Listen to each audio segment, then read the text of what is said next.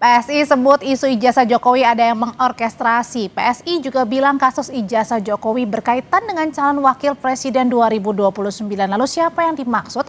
Kita bahas bersama Ketua DPP PSI, Valdo Maldini. Mas Valdo, selamat malam.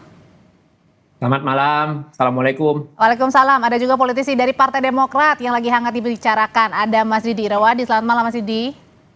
Selamat malam. Dan ada juga Direktur Eksekutif Trias Politika Strategis, Agung Baskoro. Mas Agung, selamat malam. Malam Mbak Audrey semua. Ya, saya mau nanya dulu ke Mas Valdo nih. Mas Valdo, jadi sebenarnya siapa sih kasus ijazah yang mengorkestrasi ini benar dari partai politik?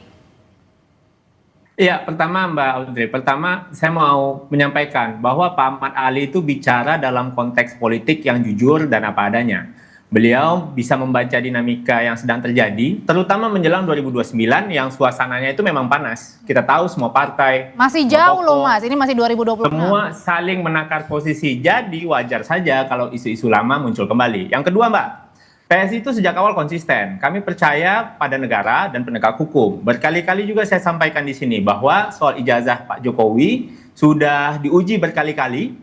Berkali-kali juga masuk pengadilan dan berkali-kali juga ditolak karena tidak ada dasar hukumnya. Dan PSI punya satu prinsip Mbak, yang nuduh wajib buktiin, bukan yang dituduh yang harus membuktikan dirinya berkali-kali. Jadi negara ini kan negara hukum, nggak bisa bekerja pakai logika terbalik. Nah, soal Bang Benny, ini kan juga sesuatu yang udah disampaikan secara hukum dan sudah dijawab juga oleh Pak Syarif. Dan ketika beliau tadi menyampaikan ada yang belum menunjukkan ijazah, pasti arahnya ke Pak Jokowi. Makanya Pak Ahmad Ali menjawab dalam konteks politiknya. Karena bahwa isu ini selalu muncul menjelang kontestasi atau sedang panas-panasnya, dan beliau bicara soal tiket cawapres 2029 itu karena memang hari ini banyak figur yang bekerja keras untuk memanaskan mesin politik. Jadi itu bukan serangan ya, tapi itu pembacaan politik yang apa adanya. Tapi kalau dibaca politik dari untuk menuju 2029 ini aja belum 2026, masih akhir 2025, nggak kepagian Mas? Oh nggak ada Mbak, kalau kami kira ini juga sesuatu yang bisa dibaca bahwa realitanya hari ini mesin-mesin politik itu sudah mulai dipanaskan, apalagi sekarang sudah akhir 2025, 2026, verifikasi 2027, pendaftaran 2028, pemilunya baru 2029 Mbak, kampanyenya juga setahun. Jadi sebenarnya mesin-mesin politik itu sudah dipanaskan. Termasuk dari Partai Demokrat?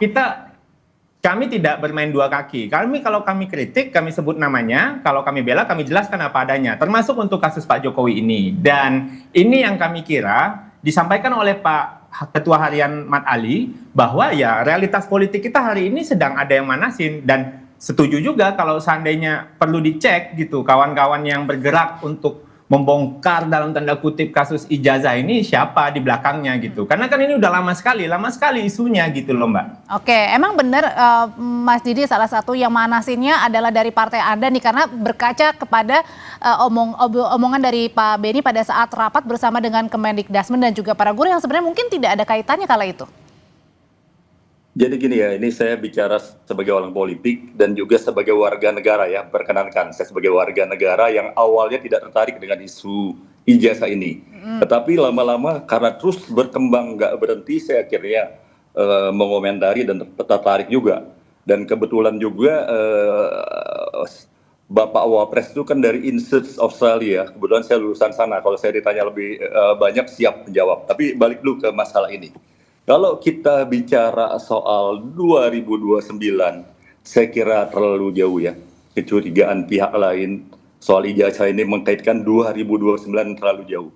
Karena publik hari ini melihat dulu para calon-calon ini, ada yang sekarang sudah duduk jadi wapres, ada para menteri, ada kepala daerah, melihat bagaimana kebijakan mereka, lalu melihat apa produk mereka, lalu karya mereka berapa tahun ke depan, hasilnya apa. Lebih melihat ke sana. Kalau ijazah kejauhan saya kira. Terlalu jauh. Jadi nggak ada kaitannya ini dengan peta politik cawapres 2029? Kejauhan. Karena saya bilang tadi, publik melihat apa yang menjadi ide, gagasan, lalu hasil kerja nyata. Ini kan belum kelihatan dari para calon yang ada, baru sepintas ya.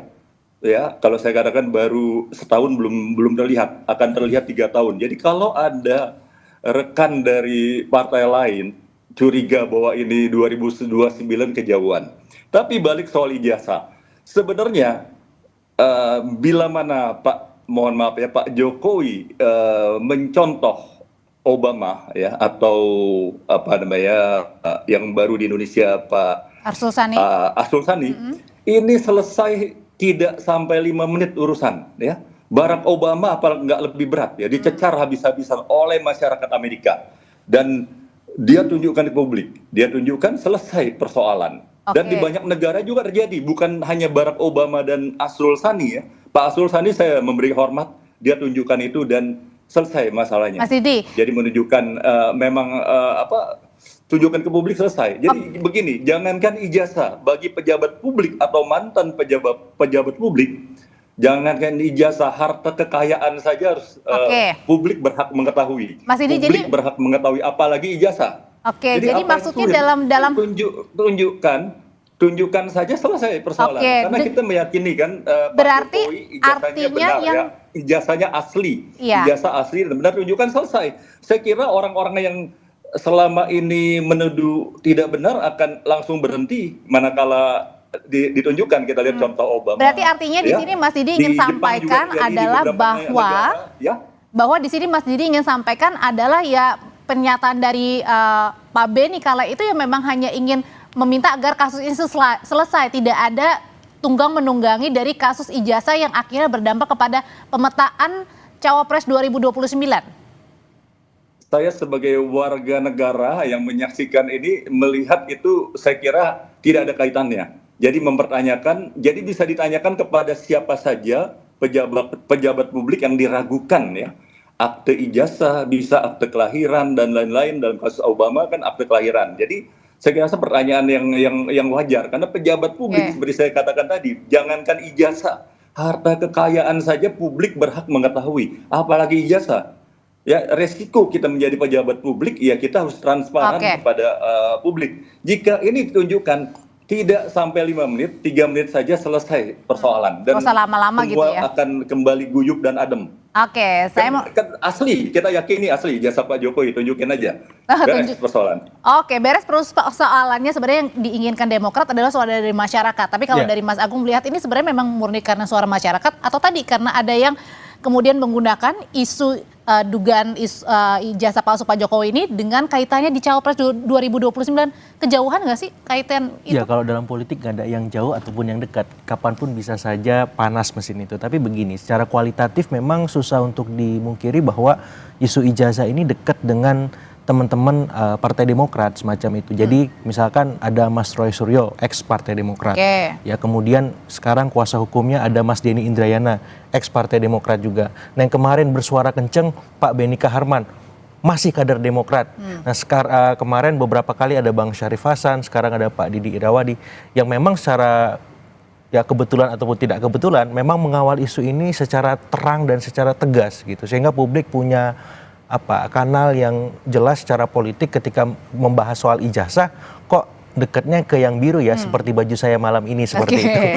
Nah, yang kedua secara kuantitatif, memang kalau dilihat dari banyak survei, Mas Gibran ini masih mendominasi kalau bicara soal wakil presiden. Tapi Mas AHY juga jangan dilihat sebelah mata. Karena beliau punya bobot elektoral yang makin kesini makin progresnya meningkat. Apalagi beliau ketua umum Partai Demokrat seperti itu. Jadi kalau nalar kualitatifnya ketemu dengan kuantitatifnya, ini tinggal nunggu momentum aja. Kapan bisa mendapatkan wow vektornya Bang Didi Irawadi ya. Jadi saya melihat memang. Jadi momen ini bisa dibilang dimanfaatkan. Ya, ini semacam beauty contest menurut saya. Pak Prabowo akan melihat apakah Mas Gibran tahan banting diuji dengan kasus ijazah ini, ya, beserta keluarga Solo, dan di sisi yang lain apakah misalkan Mas AHY atau dengan Partai Demokrat bisa dalam tanda petik melihat situasi yang lebih beyond daripada ini, maksudnya menunjukkan kinerjanya, mengawal ijazah ya, tapi apakah memang bisa menjadi antitesis dari Mas Gibran dalam konteks bicara soal kinerja sebagai Menko Infrastruktur Wilayah semacam itu. Jadi ya kita publik diuntungkan dengan hal ini. Kenapa? Kita bisa memastikan siapapun besok yang mendampingi Presiden Prabowo sebagai wakil presiden memang wakil presiden terbaik. Dan hal yang menarik secara historik, memang belum ada wakil presiden yang terpilih kedua kalinya sepanjang sejarah Republik kita. Sehingga Mas Gibran Presiden mau nggak mau, ada tapi wapres. iya, ini tantangan besar bagi Mas Gibran dan PSI untuk menjawab fakta sejarah Kecuali itu. Pak JK meskipun beda Betul, ada tahun sekuensnya, ya. ada jaraknya. Nah, belum ada yang berturut-turut. Nah, ini tantangan bagi PSI. Bagaimana menghandle isu ijazah ini supaya apa? Supaya membantah sejarah dan membuat sejarah baru. Seperti Gimana itu. tuh PSI menjawabnya, dan betul kan nanti juga Mas Ahaye ini sudah disiap ancang-ancang nih di 2029 dan ada kaitannya juga dengan isu ijazah palsu Pak Jokowi ini. Usai jeda ya Bapak-bapak, tetap bersama kami di Sapa Indonesia Malam. Dasarkan tadi analisanya dari Mas Agung nih, Mas Faldo, emang benar nanti ada yang head to head calon wakil presiden 2029 bersama dengan Mas Gibran nih, artinya ada pesaingnya Mas Gibran dan bisa aja dari Partai Demokrat.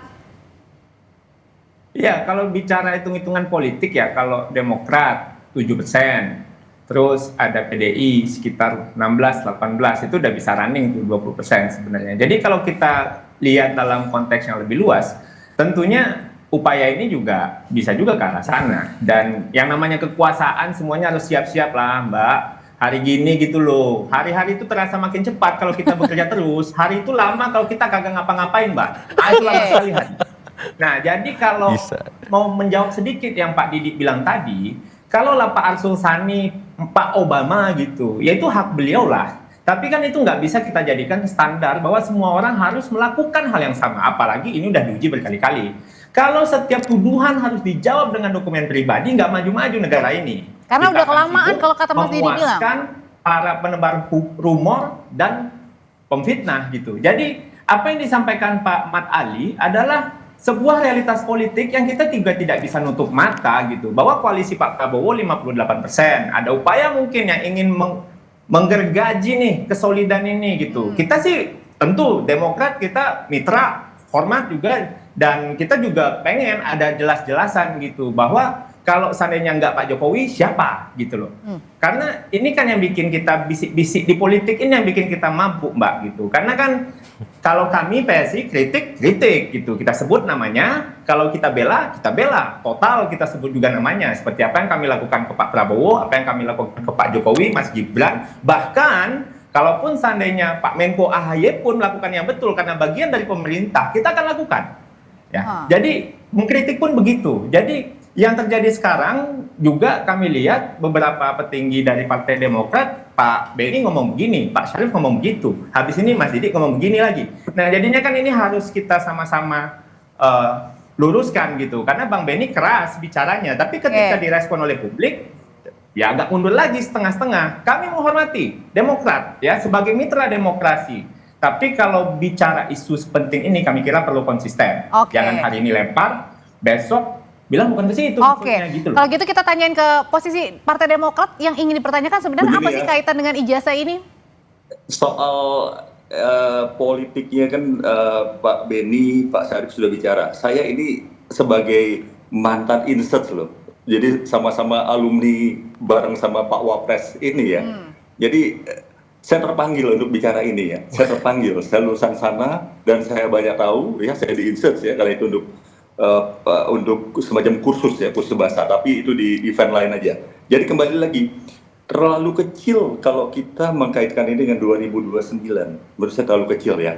Karena seperti saya katakan tadi, pejabat publik yang sudah menjabat dan selesai menjabat adalah harus publik berhak mengetahui apa yang ada pada pejabat publik itu, apalagi sekedar ijazah ya tadi saya bilang, hal-hal yang lain, harta kekayaan dan lain-lain aja publik berhak mengetahui. Kenapa harus dibikin jadi panjang dan ribet, jadi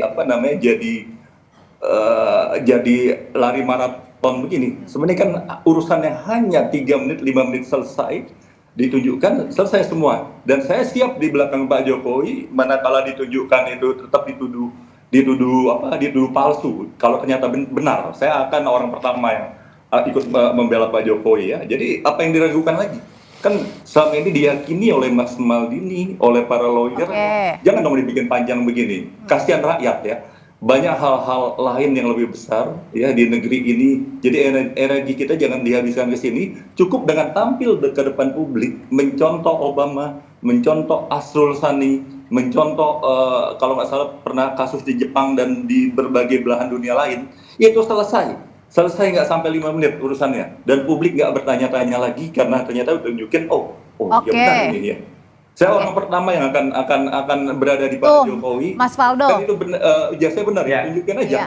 Selesai masalah. Nah itu poin standingnya dari Demokrat ada tunjukkan saja sebenarnya kalau memang benar gitu supaya bisa selesai. disampaikan juga ke Pak Roy Suryo dan Mas Denny Indrayana, Bang Didi, karena mereka tuh yang kagak berhenti-berhenti. Kami ini tukang jawab aja Mas gitu, karena kami menjawab karena kami gatel juga gitu loh. Karena kan bagi kita Mas, kita mungkin bisa agree to disagree lah Mas dalam hal ini. Kalau Mas Didi bilang oh ya harus ditunjukin, kalau bagi kami jangan Mas, kalau semua orang yang dituduh nunjukin ijazah kacau kita berepublik. Tapi kan proses hukum jalan, ya udah biarin aja jalan.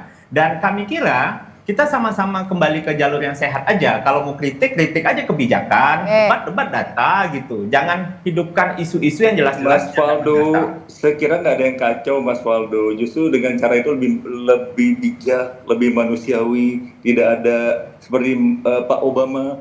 Dan lain-lain nggak dibawa ke proses hukum. Sebenarnya Obama kalau mau bawa ke proses hukum mudah sekali. Dia sudah menunjukkan dan diakui publik dia menang, dia tunjukkan selesai. Tapi ya ini terserah Pak Jokowi ya. Tapi saran saya kalau ditunjukin begitu publik yakin, begitu semua yakin, saya orang pertama yang partai dari Demokrat dan dari publik yang berada di belakang Pak Jokowi. Kan simpel kan? Dan selesai urusan.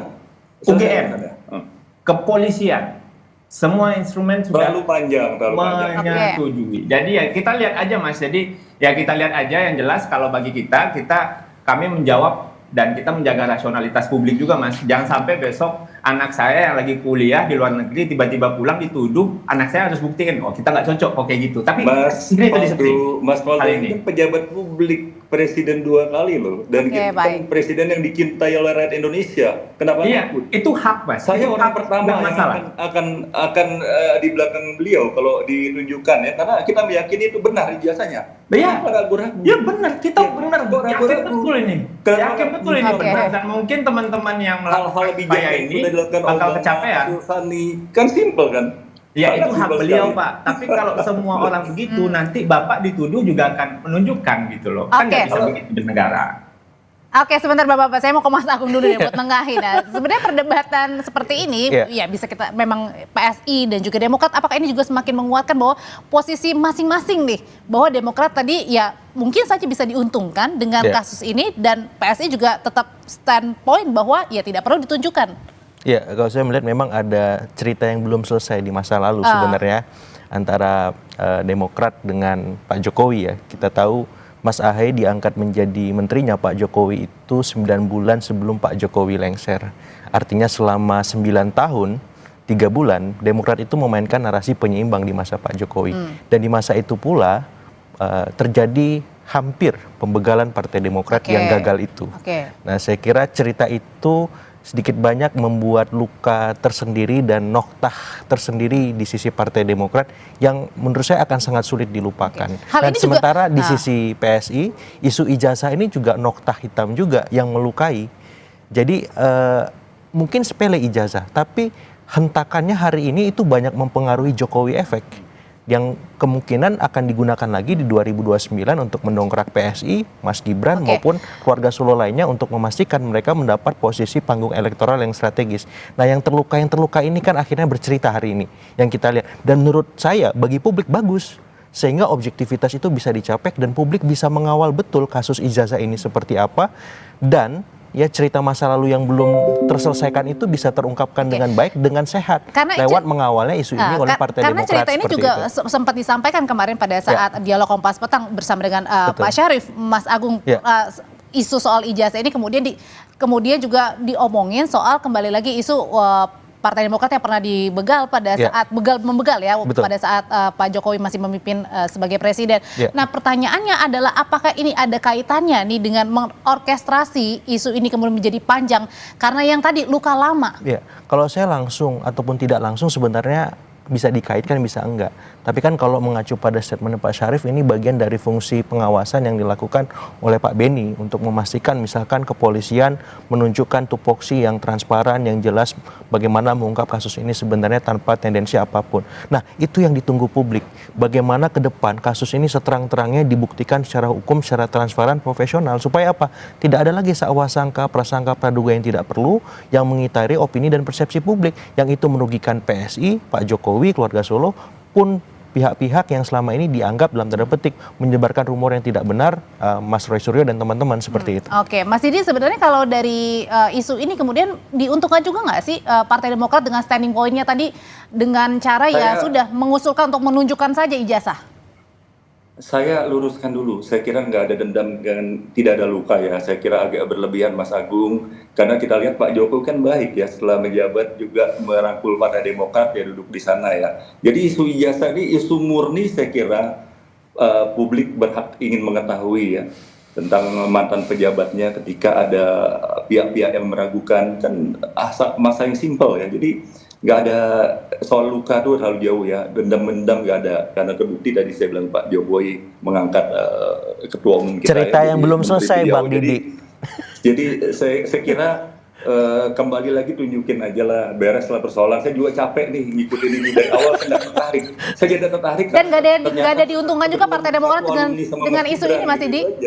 Ada diuntungkan nggak sih Partai Demokrat dengan isu ini?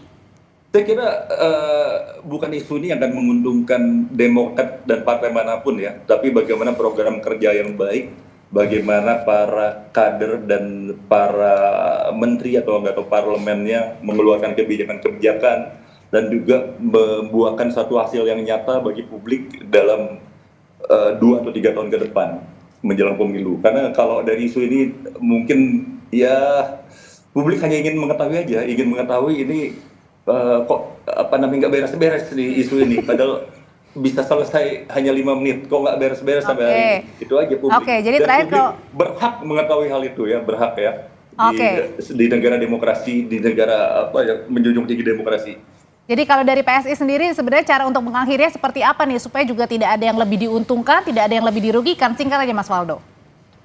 Ya, apa yang dikatakan oleh Pak Mat Ali betul apa adanya. Kita di politik nggak boleh 2 kaki kami kira, dan kami PSI percaya rakyat cerdas dan rakyat juga tahu siapa yang pada akhirnya berjuang untuk kewarasan publik. Kita sama-sama berjuang untuk kewarasan publik. Ijtihad kami adalah begini, mungkin Demokrat punya perspektif lain, tapi nggak masalah. Dalam artian kita jadi tahu, Pak Beni ngomong begini, Pak Syarif ngomong begitu, Mas Didi hari ini ngomong begini. At least masyarakat pada akhirnya tahu posisi Demokrat seperti apa. Oleh karena itu, izinkan kami terus berjuang Mas Didi untuk menjawab tuduhan Pak Roy, Pak Denny Indrayana, dan bapak-bapak lainnya.